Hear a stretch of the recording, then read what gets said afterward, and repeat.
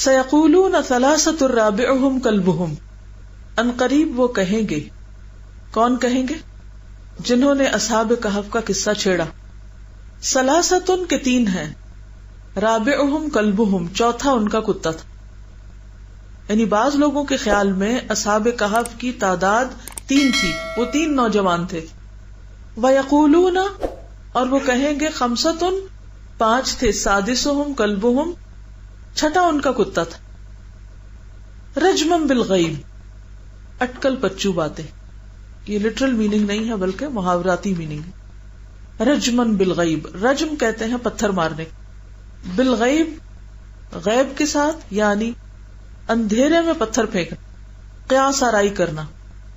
تو رجمًا بالغیب کا ایکسپریشن استعمال ہوتا ہے جھوٹے گمان سے باتیں کرنے کے لیے، بے تحقیق باتیں. آپ یہ کہہ سکتے ہیں رجمًا بالغیب، بے تحقیق باتیں. وَيَقُولُونَ سَبْعَةٌ اور وہ کہیں گے کہ 7 تھے، وَثَامِنُهُمْ كَلْبُهُمْ اور 8واں ان کا کتا. اور کتے کا ذکر ہر دفعہ آ رہا ہے. قل کہہ دیجئے ربی اعلم بعدتہم، میرا رب ان کی گنتی کو خوب جانتا ہے، ان کی تعداد کے بارے میں میرا رب زیادہ جانتا ہے. ما یعلمہم الا قلیل، نہیں جانتے ان کو مگر بہت تھوڑے. یعنی بہت تھوڑے لوگوں کو اصل حقیقت پتا ہے، باقی سب کیا کر رہے ہیں؟ غیر حقیقی باتیں کر رہے ہیں. ابن عباس کہتے ہیں کہ ان قلیل میں بھی شامل ہوں جو ان کی تعداد جانتے ہیں، اور ان کے نزدیک تعداد کیا تھی؟ 7. اور بائبل میں بھی یہی مشہور ہے 7 سلیپرز کے نام سے. لیکن اللہ سبحانہ وتعالی نے اس بات کو کہاں ختم کر دیا؟ ان باتوں کے پیچھے نہ پڑو. ربی اعلم بعدتہم ما یعلمہم الا قلیل، میرا رب ان کی گنتی کو خوب جانتا ہے اور بہت تھوڑے لوگ اصل گنتی کو جانتے ہیں، اصل نمبر بہت تھوڑوں کو پتا ہے. آپ کیا کیجئے اے محمد صلی اللہ علیہ وسلم، فلا تماری فیہم الا مراء ظاہرا، آپ نہ جھگڑا کیجئے، نہ بحث کیجئے، فیہم ان کے معاملے میں، الا مگر، مراء ظاہرا ظاہری بات، ظاہری جھگڑا یعنی ظاہری بحث، معمولی. کیوں؟ کیونکہ اگر اصل تعداد معلوم ہو بھی جائے تو کچھ زیادہ فائدہ نہیں، اس سے کیا فرق پڑتا ہے. تو مراء ظاہرا سے مراد سرسری گفتگو ہے. اور سرسری گفتگو کون سی ہوتی ہے؟ جو صرف وقتی طور پر، ظاہری طور پر زبان تک ہوتی ہے، بات جو دل تک نہ جائے. یعنی اس بات کو دل پر نہ لیں، اس میں بہت غور و فکر اور سوچ بچار نہ کریں، اس بات کے پیچھے نہ پڑیں، کیونکہ یہ ایک بیکار بات ہے تعداد اور گنتی کا معلوم کرنا. اور فیہم میں صرف ان کی تعداد ہی نہیں بلکہ ان کا حال، ان کا زمانہ، ان کا مکان، مقام، یہ ساری چیزیں. ان باتوں سے کیوں اعتراض کیا جائے؟ تاکہ اصل روح پر فوکس کیا جا سکے، اصل معنی مد نظر رہے. کیونکہ جب انسان کسی بھی معاملے کے غیر ضروری پہلوؤں پر زیادہ وقت لگا دیتا ہے تو اس کا نتیجہ کیا نکلتا ہے کہ ضروری اور اصل چیز پیچھے چلی جاتی، اصل مسئلہ نظر انداز ہو جاتا ہے، وہ بھلا دیا جاتا ہے. اور یہ چیز ہر معاملے میں آپ دیکھیں گے. جب ہم زیادہ دنیا کی باتوں میں پڑتے ہیں تو کیا بھول جاتا ہے؟ آخرت بھول جاتی، جو کہ ہمارا اہم مسئلہ ہے. وَلَا تَسْتَفْتِ فِيهِمْ مِنْهُمْ أَحَدًا وَلَا تَسْتَفْتِ اور نہ آپ سوال کیجئے، نہ پوچھئے، فیہم ان کے معاملے میں، منہم ان سے مراد اہل کتاب وغیرہ، احدا کسی ایک سے بھی کچھ پوچھنے کی ضرورت نہیں، کیونکہ ان کے پاس حقیقی علم نہیں، کوئی مستند بات نہیں. اس سے یہ بھی پتہ چلتا ہے کہ ہر ایک سے فتویٰ نہیں لینا چاہیے اور ہر ایک سے مسائل نہیں پوچھنے چاہیے.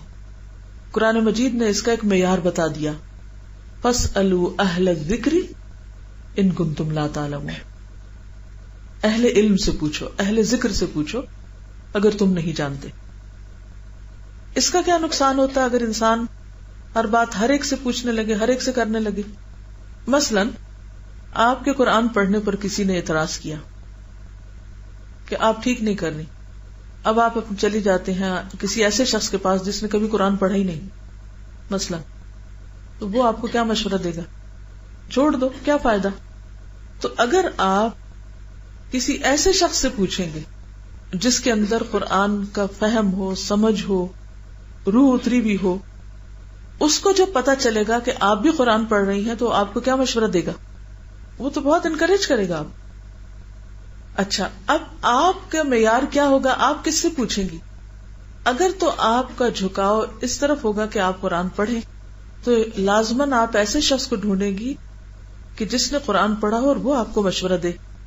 لیکن اگر آپ کے اپنے من میں کوئی خرابی ہے اور آپ خود پڑھنا نہیں چاہتی تو پھر آپ کس سے رجوع کریں گی کہ جو آپ کی مرضی کی بات کر دے؟ تو انسان پھر کسی صحیح نتیجے پر نہیں پہنچتا. جب آپ ہر ایرے غیرے سے مشورہ لینے لگتے ہیں تو آپ صحیح رائے تک نہیں پہنچتے کسی بھی معاملے میں. مثلا شادی کا معاملہ ہے، آپ کو اگر مشورہ کرنا ہے کہ میں فلاں جگہ شادی کروں یا نہ کروں تو آپ کو کس کے پاس جانا چاہیے؟ جی کسی کے پاس بھی، جاننے والے کے پاس نا.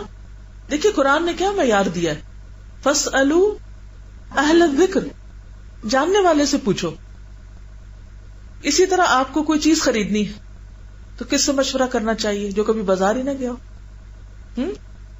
کس سے کریں گے؟ جاننے والے سے. اس کو ایک اصول بنا لیجئے کہ زندگی میں جب بھی کوئی مسئلہ پیش آئے تو بغیر باعث ہوئے، بغیر تعصب کے، ہمیشہ ایمانداری اور انصاف کے ساتھ اس شخص سے مشورہ کریں کہ جو صاحب علم ہو، جو اس معاملے کی حقیقت سے دوسروں کے نسبت زیادہ فہم رکھتا ہو، جو اپنے مشورے میں صائب ہو، ایماندار ہو.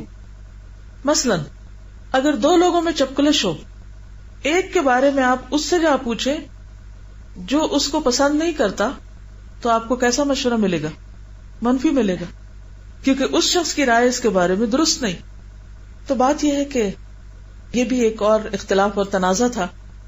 کچھ کا خیال تھا 3 ہیں، کچھ کا خیال تھا 5 ہیں، کچھ کا خیال تھا 7 ہیں. تو آپ کو تعلیم دی گئی، قل آپ کیا کہیے، میرے رب کو پتا ہے کتنے، تو صرف چند ہی لوگ جانتے ہیں. اور یہ بھی ایک حقیقت ہے کہ صحیح علم، صحیح رائے یہ بھی چند ہی لوگوں کے پاس ہوتی ہے.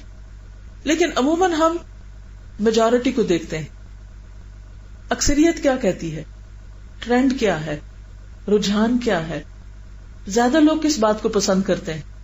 یعنی جب ہمیں کچھ پہننا ہوتا ہے، چھوٹے چھوٹے ڈیسیژن بھی ہم لے رہے ہوتے ہیں، کچھ پہننا ہے، کچھ کھانا ہے، کچھ خریدنا ہے، کچھ کرنا ہے، تو عموماً ہم کیا دیکھتے ہیں، زیادہ تر لوگوں کی پسند کیا ہے. تو اگر آپ کوئی کام صرف اس لیے کر رہے ہیں کہ زیادہ لوگوں کی پسند کی وجہ سے، تو یہ اس کا معیار نہیں کہ وہ چیز درست بھی ہو. بعض اوقات قلیل لوگ، تھوڑے لوگ، چند لوگ ایک زیادہ درست بات کہہ سکتے ہیں. ما یعلمہم الا قلیل. اور کیا ہے، فلا تماری فیہم الا مراء ظاہرا. ایسی باتوں میں جھگڑا نہیں کرنا چاہیے، بحث مباحثہ نہیں کرنا چاہیے، کیونکہ نتیجہ کچھ بھی نہیں نکلے گا. اور غیر متعلقہ لوگوں سے مشورہ بھی نہیں کرنا چاہیے. صاحب معاملہ سے مشورہ کرنا چاہیے کسی بھی معاملے میں. مثلاً آپ کو اگر کوئی بزنس کرنا ہے تو آپ کنسلٹنسی کے لیے کس کے پاس جائیں گے؟ کمپیوٹر کا بزنس کرنا فار ایگزامپل، تو آپ کنسلٹنسی یعنی اس کے مشورہ کرنے کے لیے ہوتا ہے نا، بزنس سے پہلے لوگ کنسلٹ کرتے ہیں کہ یہ کریں یا نہ کریں، اس کی مارکیٹ ویلیو کیا ہے. کس کے پاس جائیں گے؟ آپ کا گلا خراب ہے اور آپ ہارٹ اسپیشلسٹ کے پاس جائیں گے؟ ہاں کہ نہیں، وہ زیادہ بڑا ڈاکٹر ہے، ایسا تو نہیں ہوتا نا. تو مشورہ کس سے کرنا ہے؟ صاحب معاملہ سے. ٹھیک ہے، ہر ایک سے نہیں، احدن کسی ایک، یعنی ہر ایک نہیں، ہر ایرے غیرے سے نہیں. بات یہ ہے کہ جب دینی روح زندہ ہوتی ہے تو دینی معاملات میں سارا زور کس پہ ہوتا ہے؟ دین کی حقیقت معلوم کرنے پر. لیکن دور زوال میں لوگوں کی توجہ عموماً ظاہریت پر ہو جاتی، گنتی بڑی اہم ہو جاتی، اور ان معاملات میں بہت بحثیں ہونے لگتی کہ یہ ثابت کریں کہ 20 تراویحیں جو ہیں وہی درست ہیں اور 8 پڑھنے والے گمراہ ہیں، اور اسی قسم کی باتیں. بہت سے لوگ اس بات پہ جھگڑتے رہتے ہیں کہ وتر 1 ہے یا 3 ہے یا 5 ہے. گنتی کی بات ہے. گنتی کے علاوہ اور بھی چیزوں میں گنتی آپ دیکھیے. تو جہاں کہیں گنتی یا عدد یا تعداد کا معاملہ آتا ہے تو عموماً لوگ اس میں بہت ان کی پسندیدہ بحثیں ہوتی. ایک اور چیز یہ کہ قصہ کے ان پہلوؤں پر بحث کرنے سے منع کیا گیا تاکہ جس مقصد کے لیے قصہ بیان کیا جا رہا ہے اسی پر فوکس رہے. ایک اور چیز جو قابل توجہ ہے وہ یہ کہ جھگڑا اور بحث مباحثہ، اس کے بارے میں اسلام کیا کہتا ہے؟ بحث مباحثے کے بارے میں دین کا نقطہ نظر کیا ہے؟ چھوٹی چھوٹی باتوں میں بعض اوقات ایسا ہوتا ہے نا کہ جیسے آج کیا پکائیں، ایک بچہ کہتا ہے آلو گوشت پکائیں، دوسرا کہتا ہے نہیں قیمہ آلو پکائیں. اب آپ دیکھیں کہ اس میں جھگڑے کی کیا بات، ایک میں ہڈی ہے اور ایک میں نہیں ہے، چیز تو ایک ہی ہے. لیکن عموماً آپ دیکھیں گے کہ بعض لوگوں کی اگر بحثیں آپس میں دیکھیں اور اختلافات دیکھیں تو وہ اسی قسم کے ہوتے ہیں، یعنی کہ بات ایک ہی ہوتی ہے لیکن اس میں بلا وجہ بات کو بڑھا دیا جاتا ہے، بال کی کھال اتاری جاتی.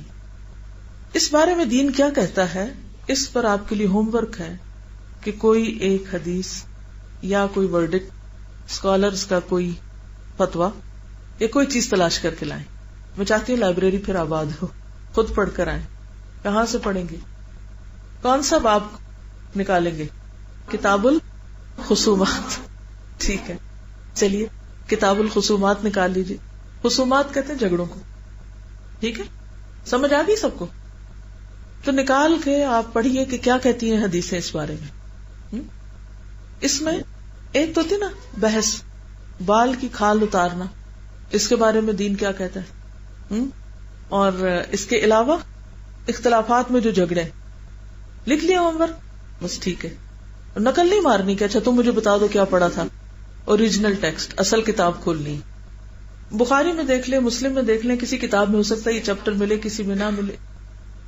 چلیے، وَلَا تَقُولَنَّ لِشَيْءٍ إِنِّي فَاعِلٌ ذَلِكَ غَدًا، اور کسی چیز کے بارے میں ہرگز نہ کہیے کہ بے شک میں اسے کل کر دوں گا. کل کے بارے میں کوئی نہیں جانتا کہ وہ کیا کرے گا. قرآن پاک میں آتا ہے لا تدری نفس ماذا تکسب غدا، کوئی نہیں جانتا کہ کل کیا کرے گا. اب اس بات میں یہ جو حکم دیا جا رہا ہے اس کا پس منظر ہے، وہ پہلے بھی تھوڑا سا بیان ہو چکا ہے. آپ جانتے ہیں کہ قریش نے نضر بن حارث اور عقبہ بن ابی معیط کو بھیجا تھا مدینہ کہ وہ یہود سے مل کر محمد صلی اللہ علیہ وسلم کے بارے میں پوچھیں کہ وہ نبیوں کا علم رکھتے ہیں یا نہیں، یا جو نبیوں کے پاس علم تھا وہ علم ان کے پاس ہے یا نہیں. جب یہود سے بات ہوئی تو انہوں نے کہا کہ تم لوگ محمد صلی اللہ علیہ وسلم سے 3 چیزوں کے بارے میں پوچھو، اصحاب کہف کے بارے میں پوچھو، ذوالقرنین کے بارے میں، روح کے بارے میں. تو جب نضر بن حارث مدینہ آیا اور اس نے آپ سے یہ سوال کیے تو آپ نے اس کو جواب میں کیا کہا؟ کیونکہ آپ خود تو جانتے نہیں تھے، وحی کے ذریعے ہی معلوم ہونا تھا. تو آپ نے فرمایا کہ اچھا تم کل آنا، میں تمہیں کل بتا دوں گا. لیکن انشاءاللہ نہیں کہا. تو کیا ہوا پھر؟ 15 دن تک وحی نہ آئی اور آپ جواب نہ دے سکے. اب آپ خود سوچئے کہ دشمن آپ کا سر پہ کھڑا ہو اور وہ آپ سے جواب مانگ رہا ہو، اور وہ بھی اتنا اہم سوال کہ اگر آپ یہ بتا دیں تو ہم آپ کو مان جائیں گے کہ آپ سچے نبی. اور آپ کا اصل غم کیا تھا کہ لوگ ایمان لے آئیں، یعنی یہ آپ کی ذات کا نہیں دین کا معاملہ تھا. تو اس پر آپ بہت مضطرب رہے. پھر اللہ سبحانہ وتعالیٰ نے اپنی رحمت فرمائی، وحی بھیجی، اور پہلے تو سوال کا جواب دیا اور پھر یہاں آ کر بیچ میں کہا کہ آپ کسی بھی چیز کے بارے میں جب لوگوں سے وعدہ کریں تو انشاءاللہ کے بغیر نہ کہیں، انشاءاللہ ضرور کہیں. لیکن بعض لوگوں نے انشاءاللہ کو ایک ہتھیار بنا لیا ہے وعدہ نہ پورا کرنے کا، یعنی جو کام کرنا نہیں چاہتے اس کے لیے کیا کہہ دیتے ہیں؟ انشاءاللہ. تو انشاءاللہ کب کہنا چاہیے؟ جب آپ کا پورا ارادہ ہو، جب آپ واقعی سچے ہوں اپنے ارادے میں اور آپ کوشش بھی کریں، آپ وہ کام بھی کریں. یہ نہیں کہ آپ انشاءاللہ کہہ کے سو جائیں اور بھلا دیں اس کو. الا ان یشاء اللہ، مگر یہ کہ اللہ چاہے، یعنی انشاء اللہ فرمائیے. واذکر ربک، اور اپنے رب کو یاد کیجیے. اذا نسیتا، جب آپ بھول جائیں. جب سے کیا مراد ہے؟ یعنی اس میں نمبر 1 تو اگر آپ کبھی انشاء اللہ کہنا بھول جائیں تو جب بعد میں یاد ہے تو بعد میں بھی کہہ سکتے ہیں. ایک معنی یہ کیا گیا. مثلاً آپ نے اگر صبح کوئی وعدہ کیا اور آپ کو بھول گیا, بعد میں خیال آیا کہ او میں نے تو انشاءاللہ نہیں کہا تھا, تو اس وقت کیا کہیں, دل میں کہہ دیں انشاءاللہ. اور اسی طرح صرف وعدے کے موقع پر نہیں, بلکہ کسی بھی چیز میں جب اللہ کا ذکر بھول جائے, مثلا بسم اللہ پڑھنا بھول جائے, وضو کر رہے ہیں آپ بھول گئے, کھانا کھا رہے ہیں شروع میں بھول گئے, تو پھر کیا کریں, جب یاد آئے تو اس وقت ذکر کر لیں. یہ کتنی خوبصورت تعلیم ہے ہمارے دین کی, کتنی سہولت ہے, کیونکہ انسان بھول چوک کا پتلا, انسانوں سے بھول ہو جاتی, لیکن جب آپ کوئی چیز بھول جائیں تو پھر کیا کریں, جب یاد آئے تو کر لیں. مثلاً اگر کوئی شخص نماز پڑھنا بھول جائے, کبھی ہوا آپ کے ساتھ, تو لگتا ہے کافی لوگوں کے ساتھ یہ معاملہ ہوا, اگر ایسا ہو جائے تو پھر کیا کریں, حدیث میں کیا ہوتا ہے کہ کیا کریں, جب یاد آئے تو پڑھ لیں اس کو. اگر آپ نماز پڑھ رہے ہیں اور بیچ میں بھول گئے ہیں کچھ, تو آپ ایک رکعت اور پڑھ لیں. مثلاً آپ کو شک ہو گیا کہ پتہ نہیں سورۃ فاتحہ پڑھی کہ نہیں, پتہ نہیں رکوع کیا کہ نہیں, تو اس کے لیے تو ایک رکعت اور پڑھنی پڑے گی, کیونکہ اگر نماز میں فرض قضا ہو جائے, آپ کو فرائض تو پتہ ہے نا نماز کی, تو آپ کو ایک رکعت اور پڑھنی پڑتی ہے. لیکن اگر آپ فرض کے علاوہ کوئی اور چیز بھولے ہیں تو پھر آپ سجدہ سہو کر لیں, وہ بھی اللہ کے ذکر کی قسم. لیکن بات یہ ہے کہ ہم سب بھولتے ہیں, اور بھولنے کے معاملے میں یہ بھی یاد رکھیے کہ شیطان کا ایک بڑا ہاتھ ہوتا ہے. ایک تو ہماری اپنی غفلت بھی ہوتی ہے, اپنے علاوہ شیطان نیکی کے کاموں کو خاص طور پہ بھلواتا ہے, کیونکہ اس کا یہ ایک ٹرک ہوتا ہے. وہ کیا چاہتا ہے کہ بندہ ارادہ بھی کرے تو اس کا ارادہ کمزور کر دیا جائے, یا پھر یہ کہ وہ کسی اور کام میں اس طرح مشغول ہو جائے کہ اہم کام کو بھول جائے, غیر ضروری چیزوں میں لگ جائے, تاکہ ضروری چیز اپنا وعدہ یا کوئی فرض یا کوئی اور کرنے کا کام وہ نہ کرے.